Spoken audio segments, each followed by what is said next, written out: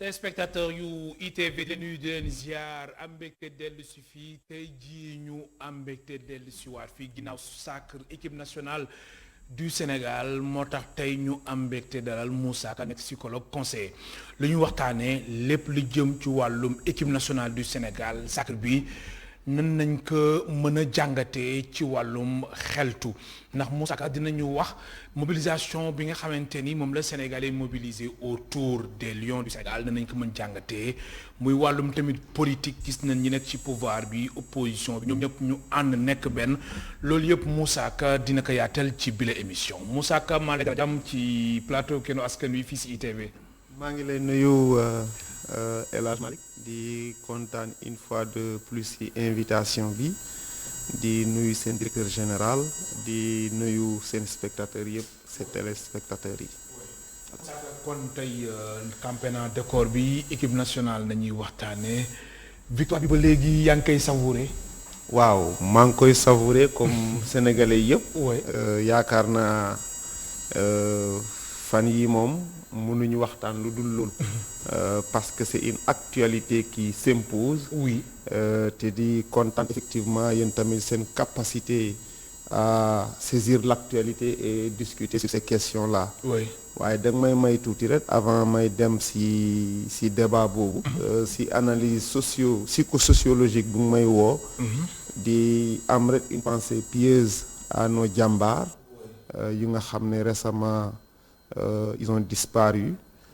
mais également ñi nga xam ne peut-être voilà ñu ngi ci ay loxo ñeneen di wax peuple sénégalais bi yëpp nañ leen ñaanal ñu ñaanalee woon Lions yi ba nga xam ne indi nañ ndam li c'est vrai que ñu ngi commencé ci benn tempo boo xam ne c'est plus ou moins triste mais il faut que ñu ñaan aussi parce que on est là au nom de la nation et pour la nation donc yu mel noonu bu amee tamit mbégte ak naqar am il faut que ñu wax ci naqar bi di ñaan waaye di féliciter Lions yi aussi vraiment ci sacre bu ñu def parce que quand même am na solo trop peut-être dinañ dugg ci analyse yi de la manière la plus profonde waaye nga may ma aussi au nom de notre mouvement bi nga xam ne man may président bi muy AGER Agir ensemble pour l'émergence rurale di féliciter au-delà des Lions mooy homme politique yi aussi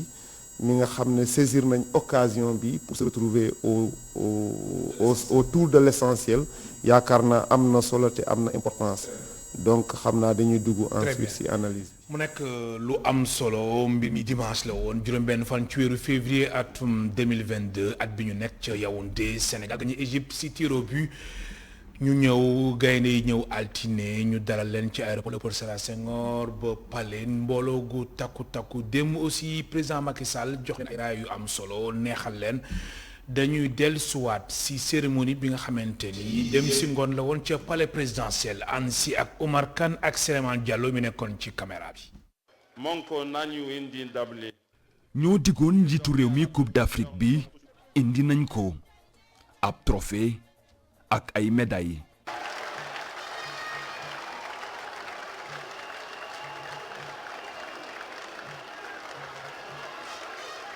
njiitu réew mi itam digoon leen ay neexal bu toll li defal réew mi loolu itam am na ñi bokkoon ci délégation officielle bi demoon Cameroun yépp la njiitu réew mi décoré ci ordre national du Lion.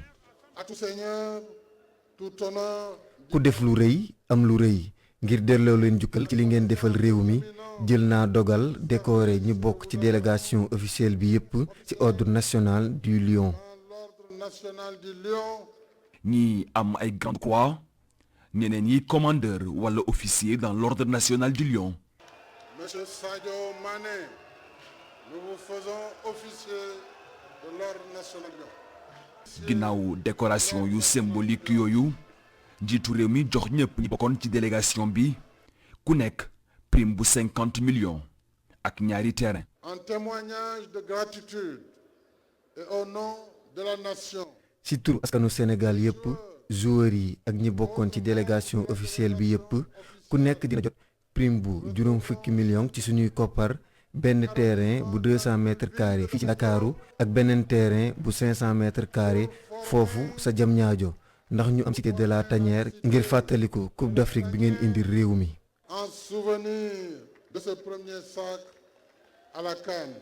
laata loolu capitaine gaynde yi Kalidou Koulibaly moo jël kàddu ci turu équipe bi yëpp jaajëfal njiitu réew mi ñi bokk ci fédération sénégalaise de football ministre des sports 12e gaynde ak Ale Casa mbokki joueurs yi ak surtout askanu Sénégal ci seen supporter ak teeru bi ñu leen teeru altine.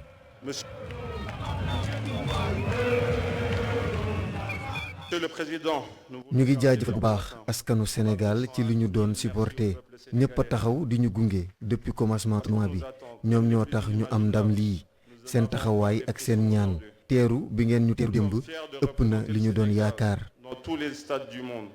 ab cérémonie boo xam ne ñu bëri teewee woon nañu ko acteur politique yi bokk ci pouvoir ak opposition kilifa aada yi ak diine yi acteur sportif yi ku mel ni doyen Abdoulaye Diaw bég lool.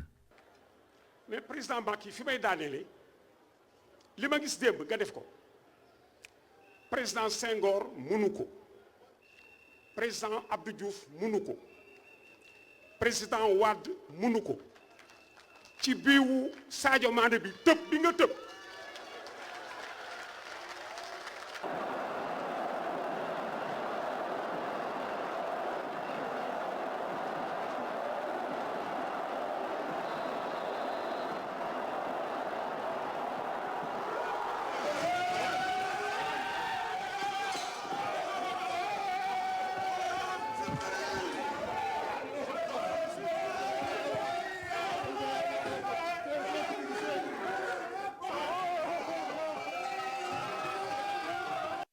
Markan di la jaajëfal bu baax a baax alors gis nga image yi tamit nekk lu am solo d'abord koy tàmbali ñu def lu ñuy wax analyse des images mujjee ko si njëkkee ko si analyse u image yu président Macky Sall.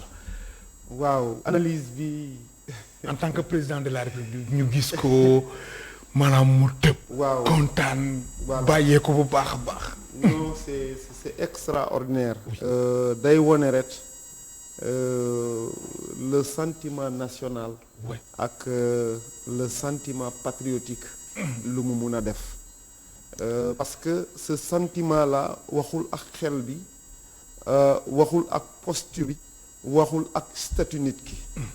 dafay wax ak nit ki ci xol. te xol moo gën a fort lépp loo gis. saa yu xol àndee ak xel ci yenn émotion yi rek. day mel ni xol mooy dominer. te yaakaar naa ici lu ñu gis yépp muy tëb bi nga xam ne. président tëb na ko munoo imaginer à l'instant T. ci moment boobu noonu ñaata Sénégalais ñoo tëb boobu noonu. amul xale amul ndaw amul ku feebar amul ku jaaxle. amul ku xelam nekk feneen.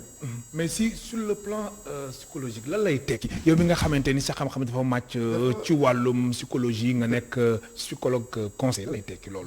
dafa nekk comme genre dénouement parce que dañoo tënku ci dara ñu am gëm-gëm ne à chaque fois dinañ fa yegg te mënuñu fa yegg waaye mu jekki-jekki en un instant T dans une situation peut-être probablement inattendue parce que ñëpp yaakaaroon nañ ne bu ñu demee série danañu ñàkk match bi. oui. parce que c'est comme qui dirait que c'est l'ironie du mal en quelque sorte. chaque fois day mel ni loolu dafay répété wu. donc cette fois-ci ñu gis contre toute attente bal bi dugg donc loolu moo indi sursaut boobu noonu. donc sursaut boobu nag du point de vue psychologique mooy benn dénouement boo xam ne dafay am.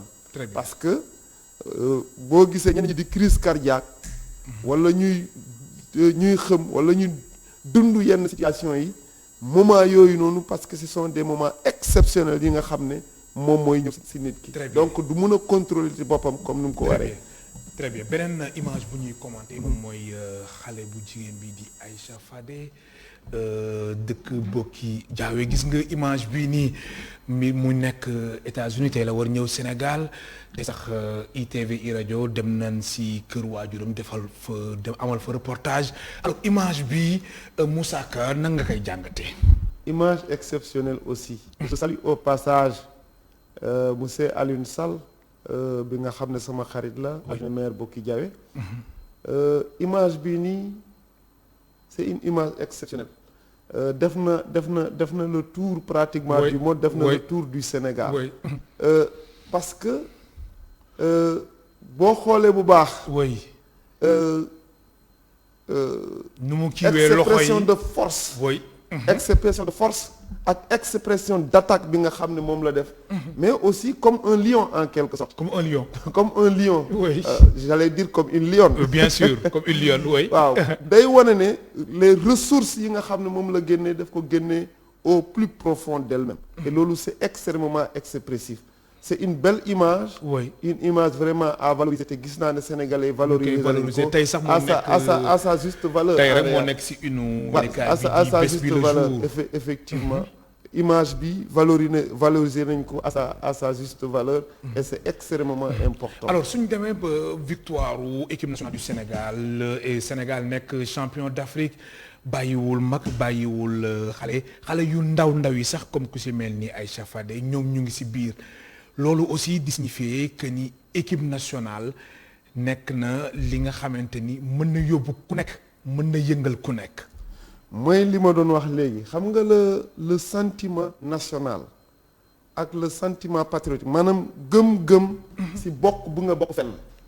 dafa mun a profond ci nit dafa mun a dugg ci nit ba nga xam ne day mel ni xel mi xol bi. nu ma koy waxee peut-être en français mooy l'âme en quelque sorte day mel ni loolu lay jàpp maîtriser ko loolu mooy vraiment le sentiment patriotique parce que sentiment patriotique mooy que yow bëgg bi nga bëgg sa bopp danga ko élever à un niveau bi nga xam ne c'est à son niveau le plus supérieur nga boole ci sa réew nag moom nit ki avec ce sentiment là mun na dem ba rey boppam au nom de ce sentiment là. parce que sentiment boobu c'est plus profond même que dafa dem ba ñu koy jaawale ak le sentiment religieux. te xamal ne le sentiment religieux fu mu mun a yóbbu nit. dafay dem ba gën a profond même le sentiment religieux si nit pour wane ne comment loolu noonu le désir de vivre ensemble mais le sentiment d'appartenance à une communauté à un pays nu mu mun a jàppee nit di ko yóbbu fi nga xam ne vraiment c'est inimaginable parce que sentiment boobu noonu c'est plus profond c'est plus fort que tout en réalité. Très bien. donc loolu même xale yu nga xam ils sont même pas conscients intellectuellement dañ leen di transmettre sentiment boobu parce que le sentiment national se transmet par une société par les valeurs sociales société bi nu muy dundee nu muy doxee day différencier sax benn société ak beneen. c'est pourquoi la notion de nation que mu nekk par exemple si français wala mu nekk si ñun nu ñuy dundee boo xoolee bu ñu waxee affaire armée bu ñu waxee affaire drapeau national naka nit ki armée nation naka nit ki la mu ne dem devant même le danger nit ki di reculer et on dit avec le sentiment national quelle que soit la situation drapeau national du laal suuf. très bien te loolu dafa yàgg ci doomu aadama. dafa am solo. ma fàttali suñu mbokk téléspectateurs yi ñu ngi dalal Moussa Ka nekk psychologue conseiller ñuy waxtaan lépp lu jëm ci wàllum équipe nationale du Sénégal alors Moussa Ka lii tamit di tekki que ni. lépp lu jëm ci wàllum politiciens yi seen xiiroo yi seen ŋaayoo yi ñu gis leen ci aéroport international Léopold Sédar Senghor na ko noonu dem aussi ci palais présidentiel muy ñu nekk ci pouvoir bi opposition bi société civile ñooñu ñëpp ñu ànd nekk benn loolu tamit ci wàllum psychologie ban lecture nga ci amal Moussa Ka. dafa am luy Gustave Le Bon di wax. benn boroom xam-xam boo xam ne. dafa xalaat ci wàllu groupe ci wàllu foule. si wàllu société dafa xalaat ne circonstances yi nga xam ne ñoom ñooy am wala événement yi nga xam ne ñoom ñooy am ñoom ñooy construire une nation maintenant si construction nation boobu day am ay moment yoo xam ne nit ñi dañuy fàtte seen bopp ndax nation boobu te yaakaar naa mooy li nga xam ne am na moment bi depuis le 6 ba tey avant même le 6 depuis quart de finale yi wala huitième de finale yi mun nañ sentir ne il y a un engouement derrière effectivement derrière suñu jàmbaar yi te loolu dafay wane ne rek comme ni ma ko waxee woon léegi am na li nga xam ne ñun ñëpp ñoo ko bokk te lu ñu bokk ñun ñëpp moo gën a fort lépp loo xam ne moom moo ñu différencier maintenant heureusement je dis heureusement que les hommes politiques am nañu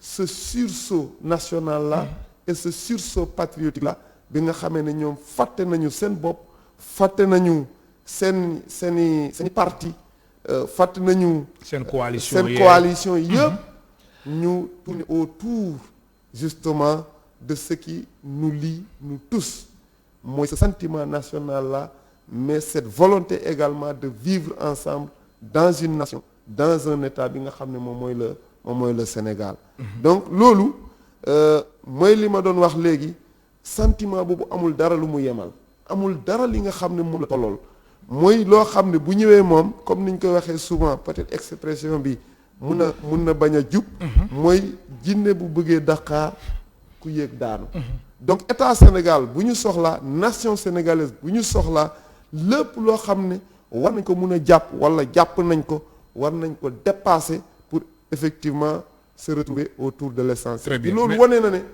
vraiment Sénégal c'est une grande nation au-delà de lépp lu ñu mun a wax au-delà des divergences au-delà même de l'adversité politique bi nga xam ne mun na yegg à des dimensions yu ñu mënul xalaat mais quand même à un certain moment wane nañu ne mun nañ dépasser loolu yépp pour mun a waxtaan pour mun a déggoo le temps de ce qu'on appelle les émotions collectives. Très bien. Parce que émotions collectives yooyu on l'a jamais senti au Sénégal émotion bii ñu am dernièrement man gëm naa ne kooku Sénégalais bu nekk mun na gëm ne peut-être musul sentir émotion boobu noonu. peut-être dinañ si ñëwaat. Très bien alors Moussa Ka ci wàllum émotion bi nga xamante ni moom nañ nemmeeku fan yëpp ci Coupe d'Afrique bi ak bañ jëlee Coupe d'Afrique bi mbir mi gën a takkarnaase alors loolu mën na tekki ni que ni ñun lu ñu yootu mën nañ ko jot suñu booloowee Sénégal fi mu toll nii mën na ko dépasser lu ko raw. mais bien sûr ñu wàññi xiiroo yeeg ak naa yooyu loolu lu leer la xam nga dara gënul unité. dañuy wax souvent ensemble on est plus fort. oui. te li ma doon wax léegi ni ñu ko waxee l'âme collective ou les émotions collectives du point de vue développement personnel peut-être loolu beneen dimension la dañuy wax le plus souvent et c'est de la psychologie li ngay xalaat ni nga koy jàppee boo ko xëccee mu ñëw te ñun li ñu wane temps yi autour équipe nationale métti woon na yaakaar amatuloon mais man bu ma gisee ne kenn waxul amul benn considération partisane ni politique ni religieux maa ngi wax ci sama benn poste bu ma doon def keroog ma ne Dieu n'a jamais été autant remercié au Sénégal yàlla moom bi ñu ko remercier fan yi ni passé si bi nga xamee ne bal boobu dugg na yàlla kenn musu ko remercier noonu c'est comme qui dirait que lu ñu ajoon quelque part mu jékki-jékki ñu koy jéem a aji ba sonn mu bañ mu jékki-jékki ret daan donc loolu yaakaar bu mag bi nga xam ne moom la ñu amoon ñu gis ne tout d'un coup yàlla comme si qui dirait que y a une force extérieure inattendue boo xam ne moom moo ñu ko may. Très bien moo tax ma ne ensemble amul dara li nga xam ne war na mun a te le Sénégalais. pourvu que mu gëm ko mu engagé wu ci mu wane ci motivation te loolu daa mel ni. Très bien loolu la ñu wane tout autour de cette Coupe d'Afrique là. Très bien. aussi bien mooy supporters yi mais également sur tous les lions qui étaient sur le terrain. boo analyser seen engagement seen détermination ku ci nekk rek poste bu mu nekk boo analyser effort yu mu ci def ak yu mu ci doon def c'est comme qui dirait que def ko multiplier par 10. alors Moussa Ka lan moo tax sport rawatina football moom rek daanaka moom moo am lii. non moom football moo mën a boole nit ñi. football c'est quelque chose de magique. oui daa mel ni kenn mënul expliquer lu tax football am doole boobu noonu. imagine yóbbu nañ fi basket yóbbu nañ fi yóbbuwaat fi. yóbbu nañu pratiquement tous les sports. mais quand il s'agit de l'équipe nationale c'est vraiment du football c'est vraiment autre chose. maintenant loolu dafa dépendre aussi probablement au niveau mondial valeur bu ñu jox football. parce que boo xoolee au-delà du fait que dafa nekk sport collectif mais amul sport boo xam ne moo nekk sport bu ñu gën a suivre dans le monde donc loolu rek moo may valeur football te tout est symbolique en réalité le symbole bu ñu jox football impression bu mu lay jox émotion yu mu lay jox bal bi di daw jusqu'à la dernière minute ñu foog ne jeex na bal dugg loolu émotion yu am doole yooyu moo tax ñu am benn sentiment d'attachement très bien au football. très bien alors Moussa Ka nga suivre suñu gaynde yi Coupe d'Afrique bi si premier match bi ba si li nga xamante ni moom moo di match mu mujj bi muy final bi alors mental suñu gaynde yi soo ko doon xayma ci wàllum xaytu lan ngay wax yow bi nga xamante ni suivre nga ñoom seen match yëpp équipe nationale ku si nekk rawatina aussi final bi ku si nekk wala ñu si gën a fës soo doon càmbar bu baax a baax seen nekkin ci wàllum xeltu wàllum xam-xam wàllum psychologie lan ngay wax Moussa Ka. waaw dafa am lu ñuy wax le surpassement da ngay xool un peu imaginer temps buy xeex gladiateur di am xam nga les Romains. oui loolu dafa nekkoon seen combat. c'est-à-dire esprit surpassement boobu nga dem ba yow doo nekkati nit ki nga xam ne da ngay nekk nit ku normal. non doo ko nekkati. tu deviens un vrai lion en quelque sorte en furie. te loolu la ñu wone tout autour de ce tournoi-là et surtout je dirais lors de la finale. parce que kenn xalaatuloo ne danañu dominer équipe égyptienne bi ñu dominer ko noonu xañ ko lépp boo xoolee joueur bu ci nekk rek nga analyser performance yu mu amoon ak performance yu mu am tout autour de ce tournoi-là surtout à partir des éliminatoires nga xam ne vraiment l'équipe s'est bonifiée de ce message du chef de l'État bu mu leen waxee waxuma final. parce que loolu coupe la ñu wax. mais aussi dès le départ ñu am aujourd'hui un slogan. Manko wuti ndam li. Manko wuti ndam li. oui wala ma dina wax Manko andi ndam li. andi ndam li très parce bien que en réalité loolu la aussi. oui wuti wuñu mais dañoo dem pour jëli ko. effectivement te ils ont allé jusqu'au profond d'eux-mêmes leurs ressources les plus profondes foofu la ñu tirer seen ressources yooyu pour gagner. imaginez Salif Ciss. bon man damay wax ne moom moo nekk sama joueur. mooy CAN sa joueur bi quoi avant le temps nga mooy choisir Salif pourquoi ma Ciss choisir oui. Salif Ciss gis nañ ko du point de vue dépassement de soi fu mu jógee yeneen édition yi poste bu mu doon jouer comment parfois se flotter mais ak nu mu ñëwee cette fois-ci ak concentration ak persévérance ak engagement di assurer défense di assurer attaque nga xam ne du point de vue développement personnel et développement de soi il s'est progression bu mu def c'est très appréciable. dafa am solo si nit. dafa am solo si nit. donc il s'est complètement transformé en étant une autre personne. te loolu moo am solo si nit da ngay gëm ne yow mun nga nekk beneen nit yi nga xam ne yow nekk ko woon en réalité te loolu yëpp si engagement bi mais aussi si niveau gëm sa bopp boo xoolee un joueur comme Sadio Mané. oui c'est une star planétaire. oui mais mental bu mu am mun naa wax ne il y a 2 ans xaajuloon am mental boobu noonu parce que mënuma gis nga rater un penalty Oui. pour gagner au même moment dugal gagné au bi lieu nekk que sa nga tànk décourager tu applaudis les gens. oui dugal gagné bi nekk sa tànk dugal gagné bi nekk sa tànk. nekk sa boo responsabilité gisee bu rëy nekk ci sa responsabilité historique pour toute une nation.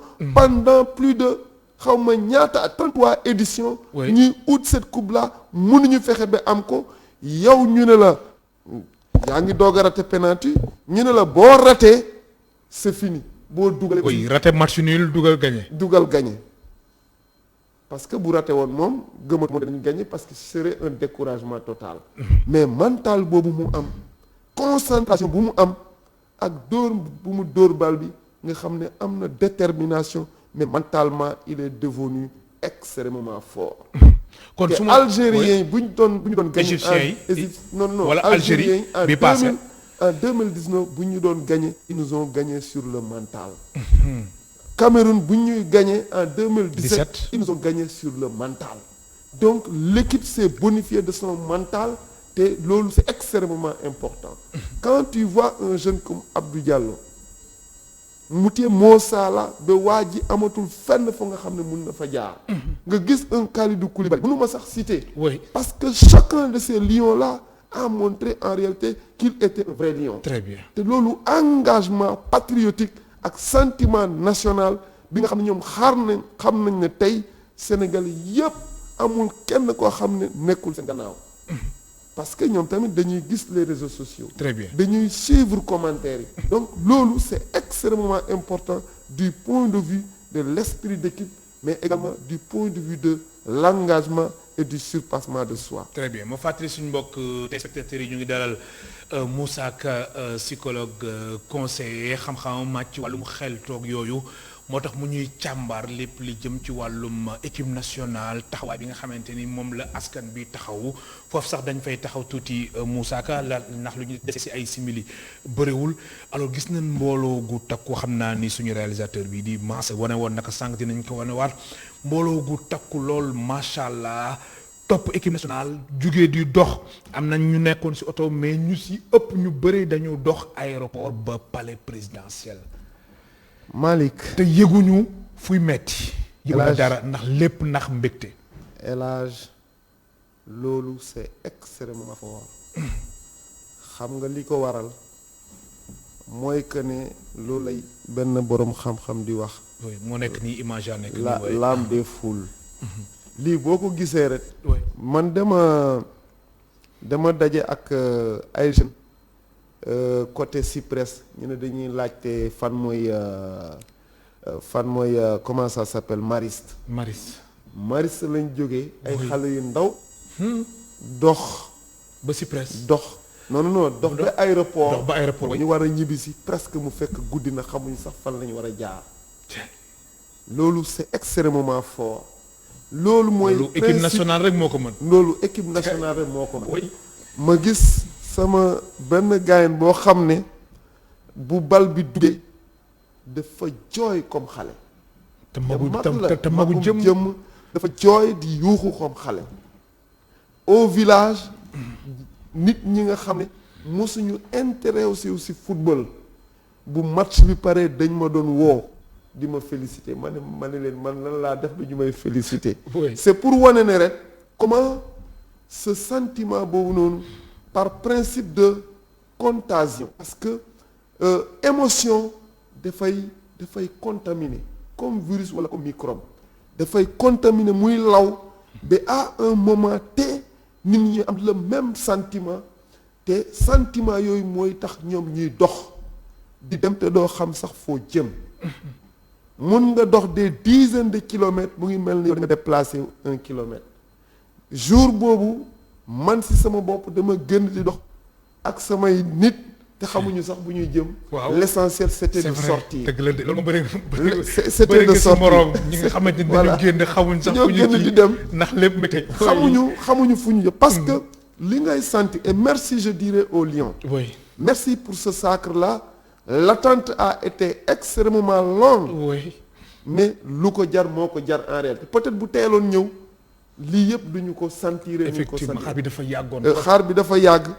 mais dama gis mon ami là muy jooy. parce que c'était extraordinaire. ma jour boobu te à peu près ñaata at la am. am na ay 35 ans yooyu. 35 ans 35 muy ans jooy yu métti. muy jooy yu métti. ma gis aussi. ki ma wax ne le dimanche reer ma lundi añuma lundi. ndekkiwuma añuma ba reer sax mënumaa reer ba le lendemain laa doog a ndekki. et puis ma gis ñi nga xam ne toute la nuit. nelawuñu ba bër set. ce qui veut dire il y a une certaine contagion ak benn synchronie buy am quand il y a des événements pareils. oui parce que événement yooyu loolu lay indi day bu dee sentiment de peur noonu lay demee mu ne également bu dee un sentiment de joie collectif les émotions dañ koy transférer au plus loin mais également partout pratiquement nit ñi dañuy am la même sensation et ça c'est un principe psychologique boo xam ne loolu la ñuy wax la psychologie des foules. très bien te boobu. oui émotion yi mooy contrôler nit ki et non pas la raison. très bien da ngay def yoo xam ne du yow nekkul sa xel mooy dox mais sa passion mooy sa affect mooy sa xol moom moo lay yóbbu. te gis naa ne loolu moo am. à partir du 6 et du 7. alors Lion wu Sénégal équipe nationale du Sénégal gaynde yi gis mbooloo yëpp si trajet bi diggante aéroport Léopold Sédar Senghor ñàkk si Yoff ba palais présidentiel ci fi nga xamante ni moom moo di avenue de la République boulevard de la République alors li ni mel di wane ni léegi joueurs yi seen bopp ndax am na si ñoo xamante ni mosuñu gis situation yu mel ni mbir mi jaaxal na leen léegi ñoom sur le plan psychologique lan mooy des seen bopp. oui. lu ñuy xalaat lu ñuy gis. ban taxawaay nañu war a am. ñooñ xam naa ne ñoom am nañu conscience déjà si ban taxawaay moom moo leen di xaar. parce que boo xoolee au fond. oui ñoom avant sax ñuy ñëw gisoon nañ ne carrément nit ñi nan la ñu attaqué si ñoom peut-être au début c'était pas ça. parce que aussi on disait que l'équipe ne jouait pas bien. oui si soo xoolee sax ñun dañ doon l'équipe ne jouait pas bien. oui et effectivement il y avait une certaine déception. mais lu gën a neex nit ñi mooy ils ont gagné mais ils ont gagné aussi avec la manière. parce que c'est ça aussi qui a créé ce sentiment. ce sentiment explosif. ce sentiment exceptionnel bi nga xam ne moom moo am te loolu ñoom aussi ils ont compris qu'ils ont fait quelque chose d'important dans le cœur de ce peuple-là. Le peuple également a payé ça. Donc c'est comme qui dirait que c'est du donnant-donnant en quelque sorte. C'est un retour de l'ascenseur bi nga xam ne le peuple l'a fait. te en réalité comme ñun ñëpp niñ ko xamee on n'a jamais vu musuñoo gis vraiment mobilisation bii bu mel nii c'était vraiment exceptionnel. très bien mais en analysant les joueurs nga may ma tuuti. oui on ne peut pas ne pas parler du jeune Namphalis. oui on ne peut pas ne pas parler de Mendy. On ne peut pas ne pas parler de Sékou Kouyaté. Effectivement. Avec son âge aujourd'hui. Mais surpassement bu mu am. On ne peut pas ne pas parler de Ghana. Oui. On ne peut pas ne pas parler de Bamba Dieng. Bamba Dieng, Ismaïla Sarr. Le jeune Bamba Dieng. On ne peut pas ne pas parler de Ismaïla Sarr. Oui. Revenu de loin. Mais il s'est montré fort au nom de cette nation-là. Mënuñu citer.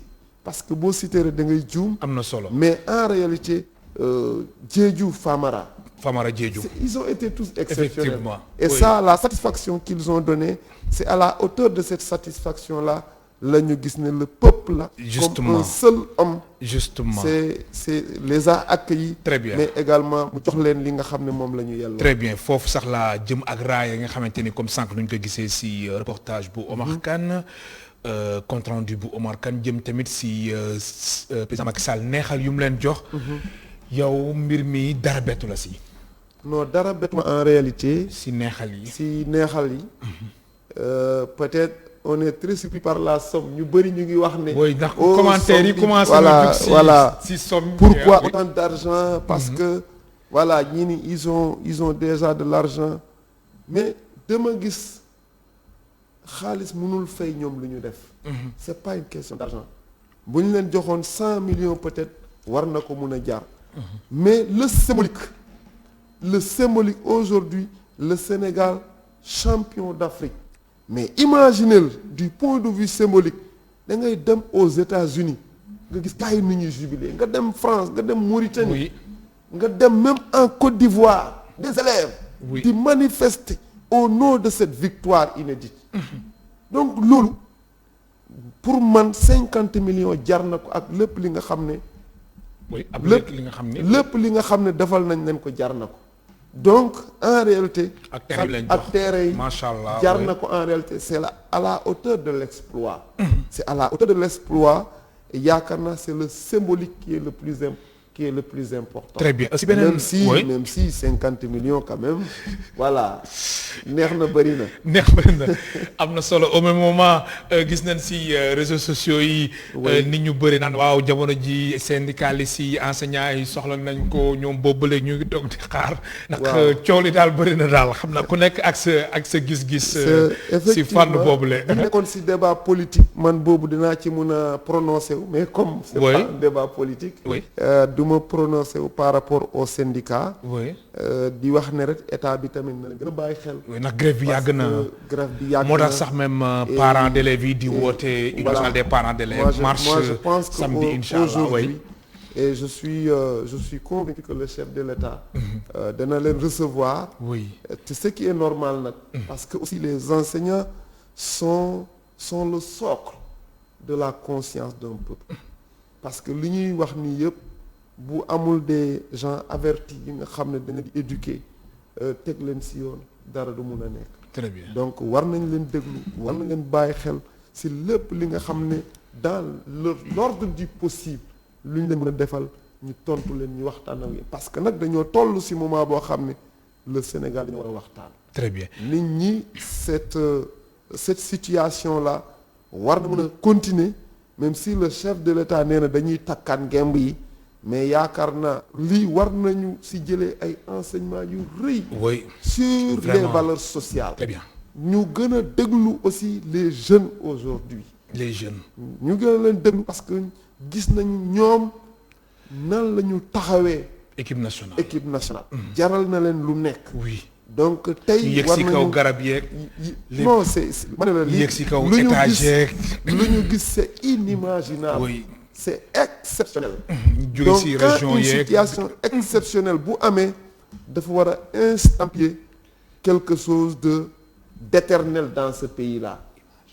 voilà donc loolu vraiment ñu gën see bàyyi xel ñu xam ne soxla nañu aujourd'hui waxtaan soxla nañu déggoo te loolu dafa am solo. dafa am solo mais tamit mën nañu wax ni tamit football bi dayoo bu mu am loolu ak neexal yi nga xamante ni président Macky Sall moom la jox suñu gaynde yi loolu day tax aussi jeunes yi macha allah gën a bëgg football. moo tax sax am ñuy wax ni daal jamono ji moom ku am doom footballeur macha allah encouragé ko mu gën a jëm si kanam ndax football bi am na doole si àdduna bi n'est-ce pas Moussa Ka. ça loolu moo am xam nga à chaque moment de l'histoire oui. dafay am nit ñu ñëpp dañuy orienté wu ci benn affaire. te tey yaakaar naa football fu mu toll nekkul sax Sénégal moo ko jox valeur mais c'est au niveau mondial lañ ko jox valeur. imaginez joueurs yi ñoom fu ñuy football buñ leen di fay c'est pharaonique à la limite. oui donc loolu aussi c'est extrêmement important bu ñu xoolee aujourd'hui nos expatriés lu ñu dugal ci réew mi. c'est pas négligeable. Mais du point de vue symbolique rek c'est extrêmement important aujourd'hui. Sadio Mané lu mu mun a indi du point de vue symbolique de la représentation on en a eu El Hadj Diouf lu mu mun a indi dans la représentation. très bien au niveau mondial. mental Aliou Cissé nag loo siy wax mental bu Aliou Cissé. Aliou Cissé c'est un vrai lion. oui gis nañu malgré toutes les critiques yu ñu ko def mais il est resté zen il est resté cohérent il faut continuer di gëm lu mu gëmoon mais aussi j'ai vu qu'il s'est bonifié avec peut-être ñi nga xam ne ñëw nañ fekk ci ko il est plus ou moins souple par rapport à ses choix te yaakaar naa loolu ñu mu àndal tamit da ci rôle bu rëy di la gërëm baax di la sant Moussa maa lay gërëm baax di la sant voilà merci merci El Hadj Malick Cissé di kontaan une fois de plus ci invitation bi di nuyu waa Sénégal yëpp. oui di remercier une fois de plus les Lions bi yi nga xam ne ils nous ont fait vivre un moment exceptionnel. très bien émotions exceptionnelles. macha allah. di nuyu ñëpp. di Oui. nuyu sama waa dëkk nag waa Bul Sutura. oui di nuyu Latir Ndour depuis Pakharène. très bien moom laay nuyu tey. macha allah di la Merci gërëm bu beaucoup. baax di la sant mu nekkoon Moussa Ka psychologue conseiller ndax tamit moo nekkoon tey suñ gan si émission kennu askan yi waaye image yu Aïcha Falde duñ si doyal bu baax a baax. mu Voilà. nekk image bu xamante ni bu daw yaram arñe bu mu àndal li yëpp di wane ni Sénégal équipe nationale du Sénégal ñun ñëpp ñoo ko bokk macha allah. Mass Moup moo nekkoon ci réalisation bi ci son bi Iba Mar Sène mbokk téléspectateurs yi amul seen fay ñu leen di gërëm baax di leen sant ci caméra yi ku si nekkoon Babacar Diop ak Ousmane Niass jaa ngeen jëf.